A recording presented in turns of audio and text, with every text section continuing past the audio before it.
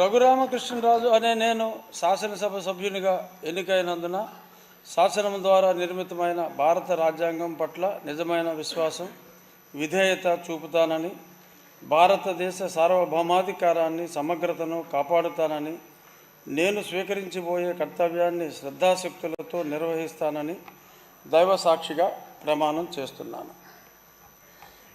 ఆంధ్రప్రదేశ్ శాసనసభ సభ్యుడనైన కనుమూరు రఘురామకృష్ణరాజు అనే నేను సభ నియమాలకు కట్టుబడి ఉంటానని, వాటిని అనుసరిస్తానని, సభా మర్యాదలను పాటిస్తానని, సాంప్రదాయాలను గౌరవిస్తానని దైవ సాక్షిగా ప్రమాణం చేస్తున్నాను. శ్రీ రాజగోపాల్ శ్రీరామ్.